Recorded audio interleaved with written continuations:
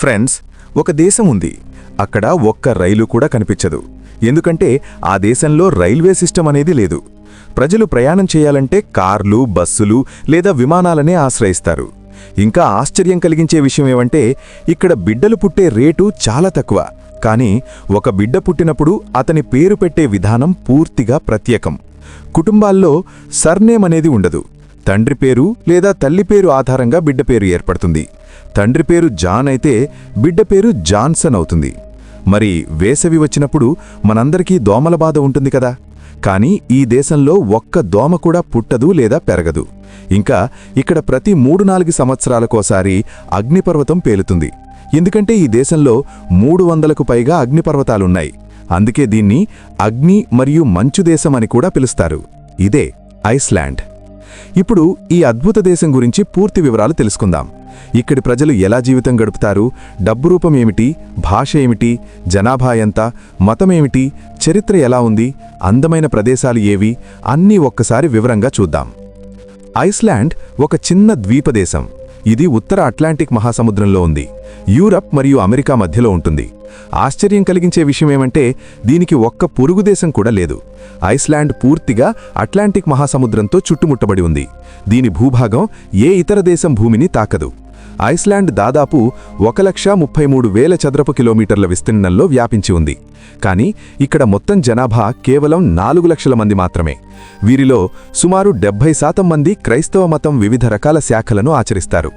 25% మంది ఏ మతాన్ని ఆచరించరు. మిగిలిన 5% మంది ఇతర మతాలకు చెందినవారు. ఇప్పుడు రెక్యావిక్ చూద్దాం. ఇది ఐస్లాండ్ రాజధాని మరియు అతిపెద్ద నగరం. సముద్రం ఒడ్డున ఉంది. చాలా చల్లగా ఉంటుంది, కానీ అదే సమయంలో చాలా అందంగా కూడా ఉంటుంది. ఈ నగరంలో దేశం మొత్తం జనాభాలో సగం కంటే ఎక్కువ మంది నివసిస్తారు. చుట్టుపక్కల ప్రాంతాలను కలిపితే 4 లక్షల జనాభాలో దాదాపు 2,70,000 మంది ఇక్కడే ఉంటారు. ఈ నగరం 9వ శతాబ్దంలో ప్రారంభమైంది. ఒక వైకింగ్ ఇక్కడికి వచ్చి గరమనీటి ఊటల నుంచి ఆవిరి బయటకు వస్తుండటం చూశాడు. అందుకే దీనికి రెక్యావిక్ అని పేరు పెట్టాడు. దీనర్థం పొగ మేఘాల బే అని. మొదట్లో ఇది చిన్న గ్రామంలా ఉండేది. 18వ శతాబ్దం వరకు ఇక్కడ ఎక్కువ మంది లేరు. కేవలం కొన్ని పొలాలు మాత్రమే ఉండేవి. నేటి రెక్యావిక్లో పాఠశాలలు, కార్యాలయాలు, తిరగడానికి చాలా అందమైన ప్రదేశాలు ఉన్నాయి. గరమ ఊటలు, అందమైన భవనాలు, సాంస్కృతిక కార్యక్రమాలు అన్నీ ఇక్కడే ఉన్నాయి. ఇక్కడి ప్రజలు చేపలు పట్టడం, విద్యుత్ ఉత్పత్తి చేయడం, పర్యాటకం వంటి పనులు చేస్తారు. ఐస్లాండ్లో 99% మంది అక్షరాస్యులు. ఇక్కడ విద్యా వ్యవస్థ చాలా మంచిది. 6 సంవత్సరాల నుంచి 16 సంవత్సరాల వరకు పాఠశాలకి వెళ్లటం తప్పనిసరి. ఇక్కడ అధికారిక భాష ఐస్లాండిక్. దాదాపు అందరూ ఇంగ్లీష్ కూడా మాట్లాడగలరు. ఇక్కడి ప్రజలు ఎక్కువగా సముద్రం నుంచి వచ్చే ఆహారంపై ఆధారపడతారు. చేపలని ఉడికించి, వేయించి లేదా ఎండబెట్టి తింటారు. గొర్రె మాంసం కూడా చాలా ఇష్టపడతారు. పాలతో తయారు చేసిన స్కైర్ అనేది మందమైన పెరుగులాగా ఉంటుంది. ఇది ఇక్కడ చాలా ప్రసిద్ధి. దీన్ని పండ్లతో లేదా తేనెతో కలిపి తింటారు. ఇప్పుడు ప్రపంచంలోనే అతి పురాతన పార్లమెంట్ అల్థింగి చూద్దాం. ఇది 930 సంవత్సరంలో ప్రారంభమైంది. మొదట థింగ్వెల్లెర్ అనే ప్రదేశంలో ఓపెన్ మైదానంలో ప్రజల సమావేశమై చట్టాలు తయారు చేసేవారు.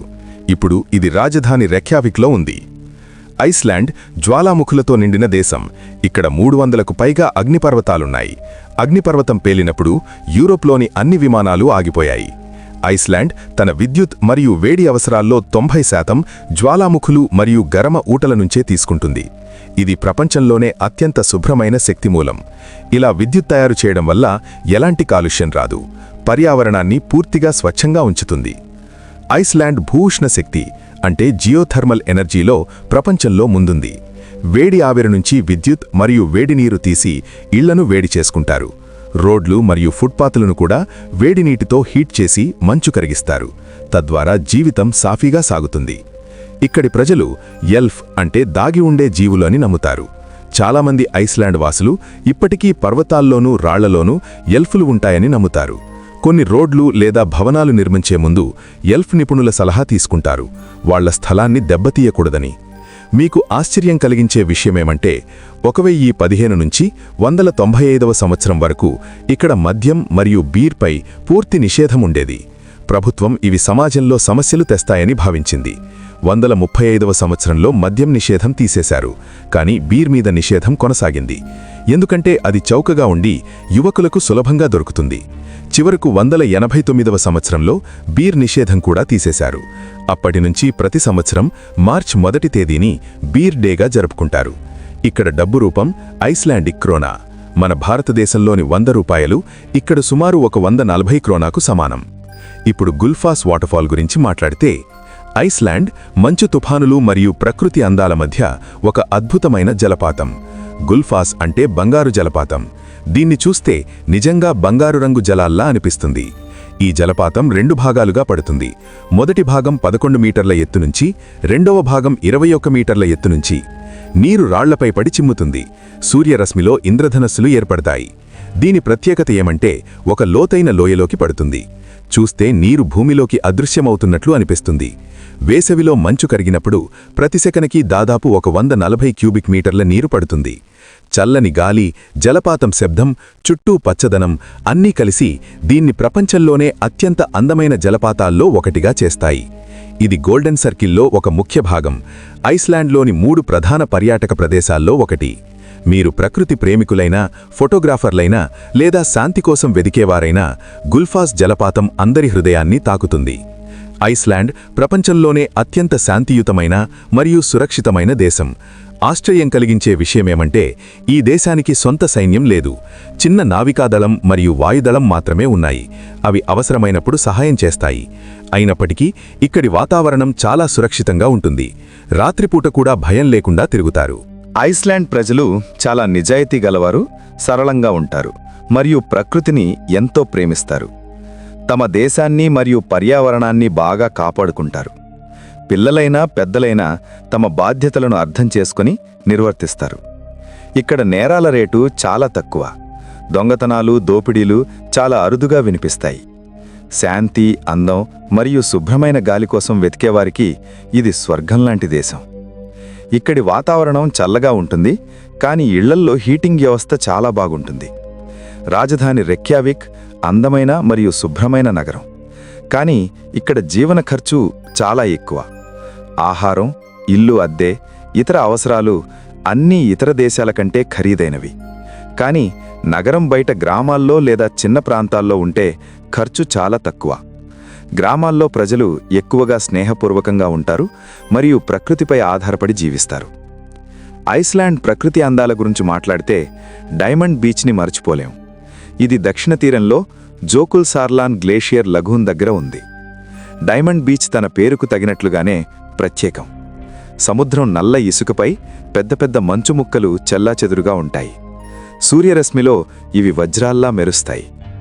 ఈ మంచు ముక్కలు జోకుల్ సార్లాన్ గ్లేషియర్ నుంచి విడిపోయి నెమ్మదిగా సముద్రం వైపు వస్తాయి. సముద్ర తీరానికి చేరినప్పుడు నల్ల ఇసుకపై మెరిసే దృశ్యం అద్భుతంగా ఉంటుంది.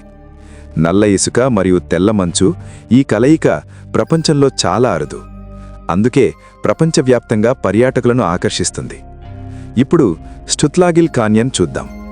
ఇది ఐస్లాండ్ తూర్పు భాగంలో ఉంది. ఇటీవలి సంవత్సరాల్లోనే ప్రపంచానికి తెలిసింది. దీని అతిపెద్ద ప్రత్యేకత ఏమంటే దాని గోడలపై ఉన్న బసాల్ట్ కాలమ్స్. ఇవి పొడవైన, సరిగ్గా నిటారుగా ఒకే సైజులో ఉండే రాతి స్తంభాలు. చూస్తే ప్రకృతి ఒక భారీ ఆలయ గోడల్ని నిర్మించినట్లు అనిపిస్తుంది. మధ్యలో నీలం ఆకుపచ్చ నది ఈ రాళ్లను తాకుతూ ప్రవహిస్తుంది. దీంతో దృశ్యం మరింత అద్భుతంగా మారుతుంది. గతంలో ఈ ప్రాంతం నీటిలో మునిగి ఉండేది. కాని దగ్గర్లోని కారాన్యుకర్ డ్యాం వల్ల నది దిశ మారింది.